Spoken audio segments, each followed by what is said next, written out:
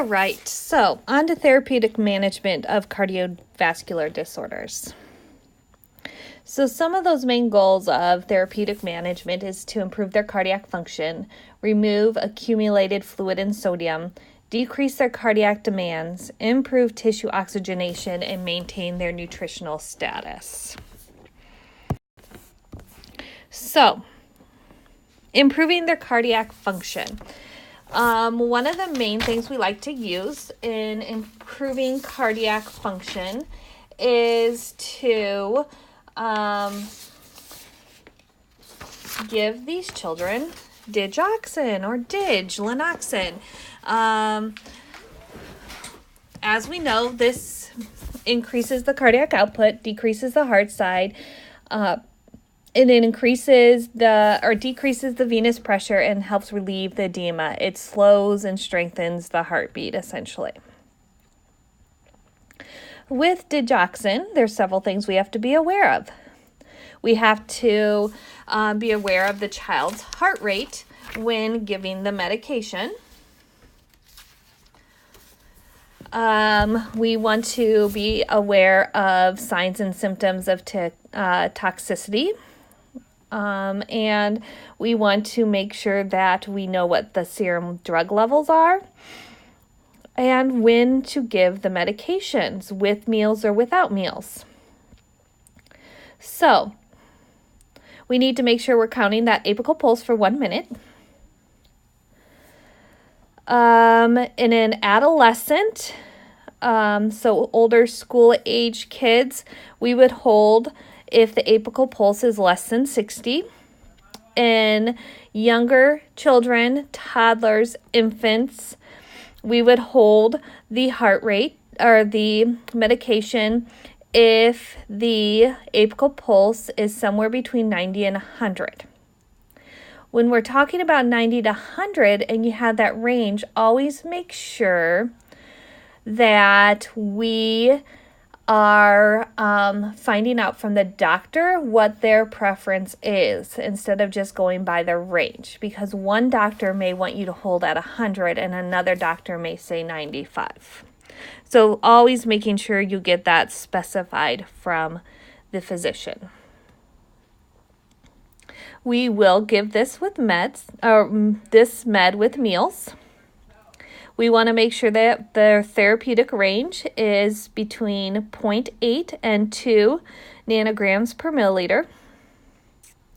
Signs and symptoms of toxicity would be things like vomiting, poor feeding, slow heart rate, diarrhea, lethargy. And then we have those amazing meds for heart failure, which would be ACE inhibitors. I'm sure you guys all are aware of ACE inhibitors. You should have learned these back in first and second semester. With this, we want to monitor their blood pressure, their renal function, their white blood cell counts, and their serum potassium. We want to discontinue if we see signs and symptoms of angioedema.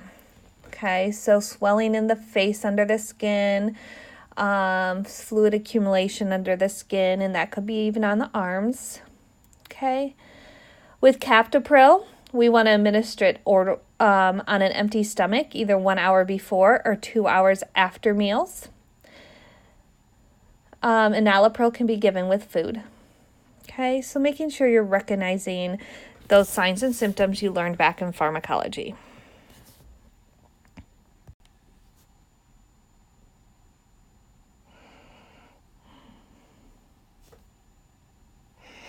All right, so some more nursing care and management is removing accumulated fluids and sodium from their symptoms, or from their bodies, We would have diuretics, okay?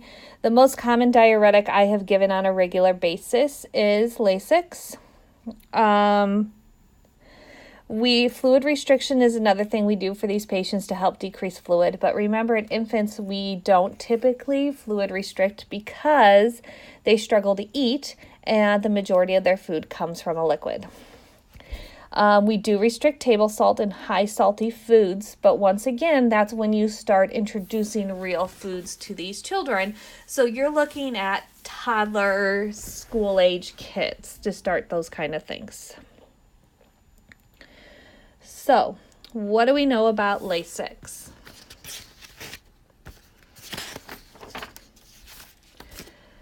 Lasix inhibits the reabsorption of sodium and chloride. Okay, we do give it with food or milk. We want to monitor their blood pressure, their renal function, their electrolytes, especially potassium, and we can also look for hearing issues. These kids can also have photosensitivity when they're on Lasix. Remember, if we are taking Lasix and we are also on DIG, that can potentiate the possibility of having DIG toxicity. So we need to once again be aware of what those signs and symptoms of DIG toxicity would be. Okay. These patients may also need to be on potassium supplements because that's going to help with the decreasing the risk of DIG toxicity. Okay.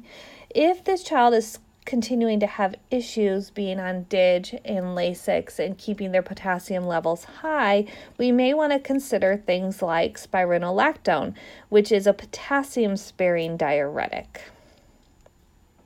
Okay. Would still monitor the potassium, the sodium, and the renal function. You do give this with food. Okay.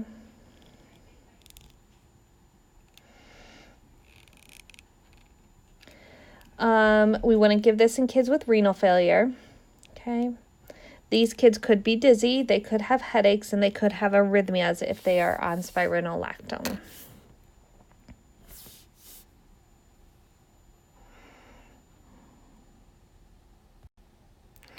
All right. Decreasing cardiac demands and increasing tissue oxygenation.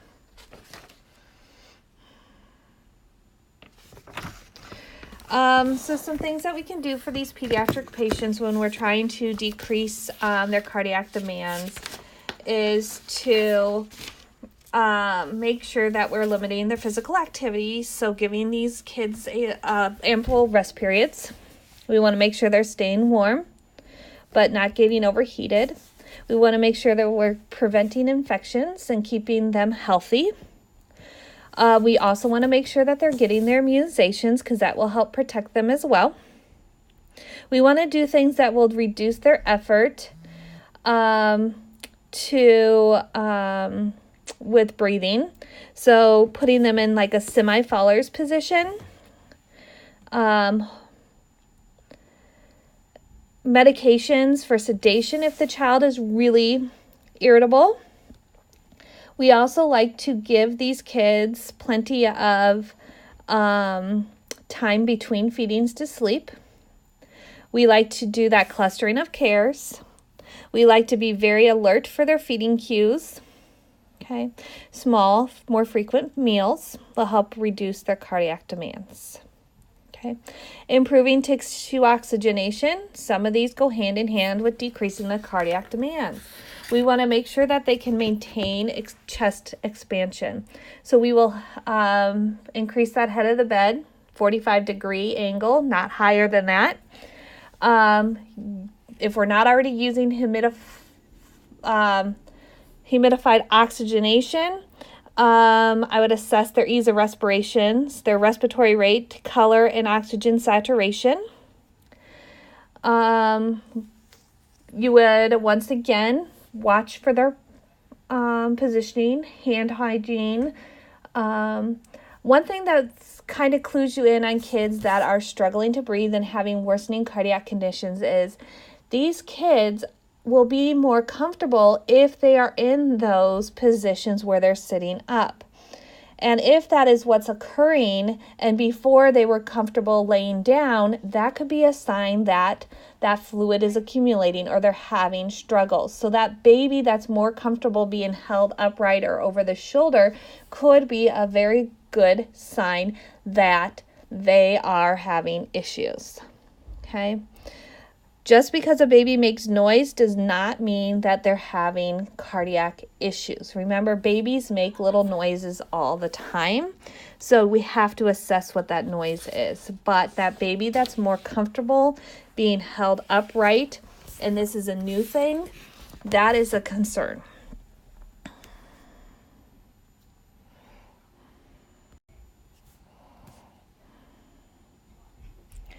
All right, so nursing care management as to maintain their nutritional status. I've mentioned these things periodically throughout all of these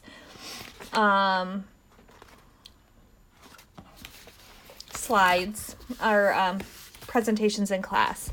We want to make sure they have lots of rest periods. Feeding smaller, more frequent meals, so every 3 hours. Small amounts to make sure that they are maintaining what they need to meet their cardiac demands. Higher calorie feedings. If limiting how long they bottle feed for, or breastfeed for. So we typically only allow them to eat for 15-20 minutes at a time, and if they don't take in everything they need, then we would supplement through an NG or a G tube. Making sure that we're catching those feeding cues and feeding them as soon as possible so they're not wasting a ton of energy while we get the food ready. Softer nipples, supplementation, increased calorie formula or breast milk. These are all different things we can do to help these children. Sleep is also very important. I forgot to put some slides on here regarding cardiac cath procedures. It's pretty straightforward from my slide that I have available for you in your PowerPoint. Remembering that these kids are not always sedated and totally put out for their procedures. They are typically awake. We would use those major arteries, okay, to insert the catheter, okay. All right, that's all I have for you on therapeutic management.